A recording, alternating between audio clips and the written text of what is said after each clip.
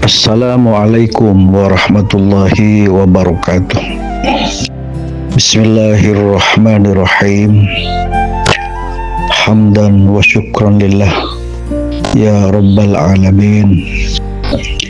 Marilah kita lanjutkan satu kajian sikap tawadhu. Salah satu contoh, sang anak mencium tangan dengan penuh keikhlasan kepada kedua orang tua. Sang murid mencium tangan kepada sang guru dengan penuh keikhlasan. Orang yang lebih muda hormat kepada orang yang lebih tua. Orang yang lebih tua sayang kepada orang yang lebih muda. Ini merupakan satu interaksi sosial antara anak dengan orang tua, antara murid kepada guru, antara orang yang lebih muda kepada orang yang lebih tua, dan orang yang lebih tua kepada orang yang lebih muda. Begitu indah ajaran Islam. Begitu indah ajaran Islam. Ketika kita merasakan sikap seperti itu akan sejuk di dalam hati kita. Ketika dipandang itu akan menjadi kesejukan tersendiri. Damai dalam kehidupan apabila dalam bersikap dilandasi dengan akhlakul karimah, salah satunya tawadhu, seperti mencium tangan.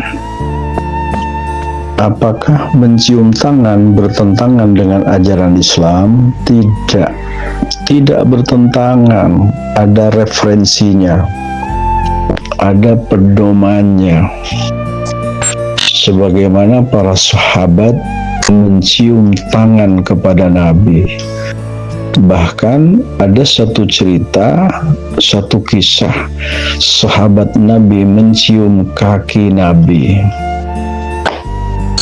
Dalam konteks hubungan murid dengan guru, sahabat adalah muridnya Rasulullah.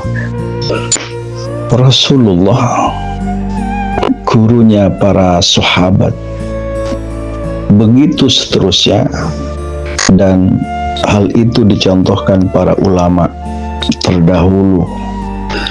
Para ulama alim allamah begitu sikap kepada sang guru mereka.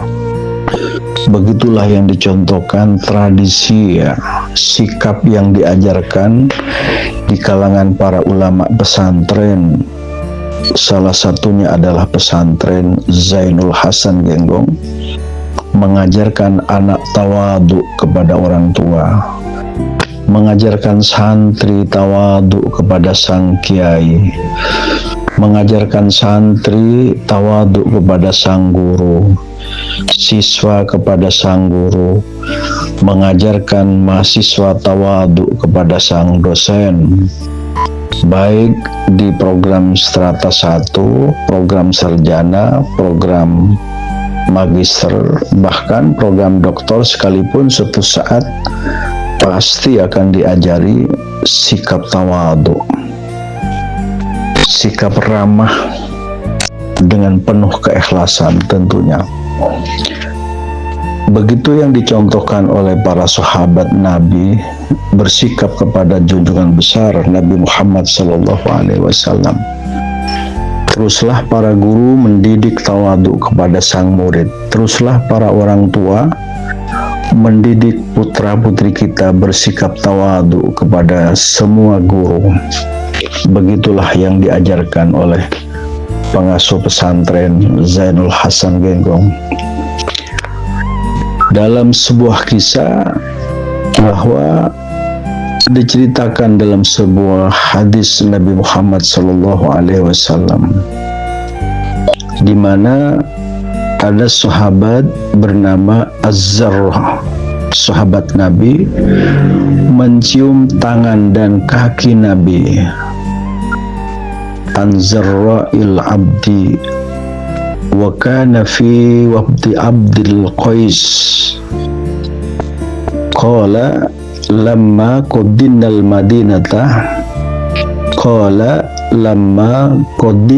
madinata faja'alna natabadar min rawahilina fanuqabbal yadan nabi sallallahu alaihi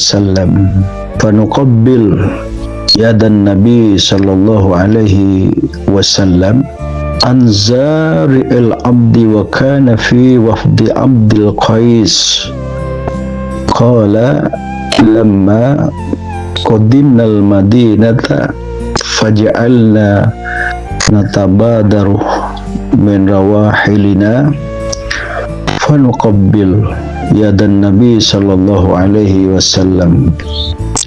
Dari Az-Zahra Al-Abidi, dia termasuk utusan Abdul Qais, berkata, ketika kami sampai di Madinah, kami bergegas turun dari kendaraan.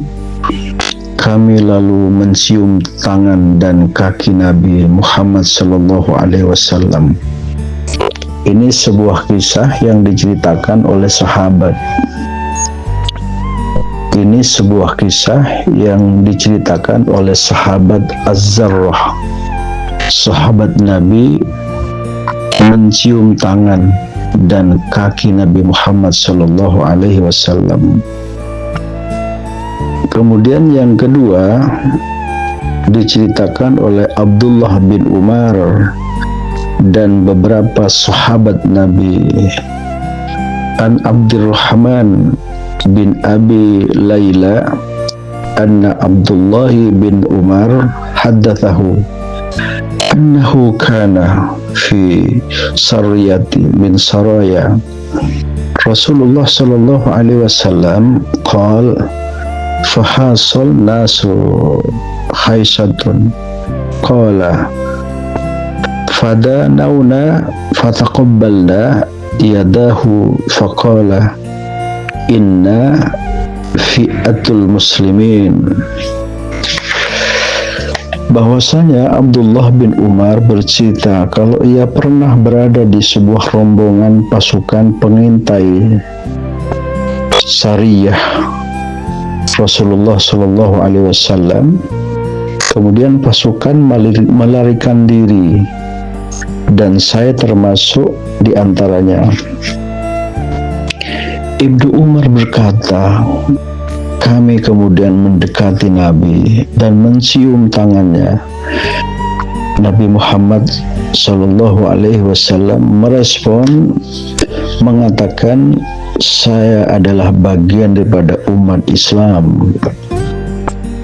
Setelah tangan Nabi dicium ya oleh sahabat Abdullah bin Umar, salah satu ungkapan di dalam hadis tersebut di atas, qala fadanawna fataqabbalna yadahu, faqala, kemudian Nabi bersabda, inna fi'atul muslimin.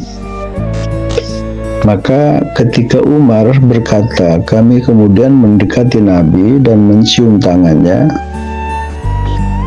Nabi Muhammad Sallallahu Alaihi Wasallam merespon mengatakan, saya adalah bagian dari umat Muslim. Ini salah satu dasar yang kedua yang diceritakan oleh sahabat, sikap sahabat yang dihadapkan, yang dilakukan begitu mulia junjungan besar Nabi Muhammad Sallallahu Alaihi Wasallam. Yang ketiga, ada orang yang Yahudi mencium tangan dan kaki Nabi. Qala yahdiyu li sahibihi idhab bina ila nabi faqabbala yadahu wa rijlahu. Qala Yazid faqabbala yadayhi wa rijlaihi wa qala nashhadu annaka nabiyyun. Ada seorang Yahudi berkata kepada temannya, ajaklah kami kepada Nabi ini Sallallahu Alaihi Wasallam. Lalu ia berkata, kedua orang itu lalu mencium tangan Nabi seraya berkata, kami bersaksi bahwa engkau adalah utusan Allah Subhanahu wa ta'ala. Engkau adalah utusan Allah Subhanahu wa ta'ala. Jadi mencium tangan, saudara sekalian, bukan hanya sebuah tradisi, bukan hanya sebuah anjuran dari sang guru kepada murid, dari sang orang tua kepada anaknya. Ini bukan hanya tradisi dan himbauan, mencontoh perilaku sahabat atas kemuliaan Nabi Muhammad SAW. Para sahabat mencium tangan, bahkan kaki Nabi dicium oleh para sahabat. Ini ada satu keterangan, saudara, satu, kedua, dan ketiga yang saya sampaikan ini memperkuat kita bahwa salah satu sikap tawadhu yang dapat kita lihat adalah santun dan peramah.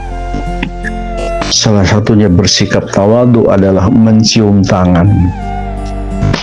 Tidak benar kalau ada orang tertentu, orang yang bersikap tawadhu dapat menghilangkan kejelasan intelektual. Itu tidak benar, tidak benar, tidak benar.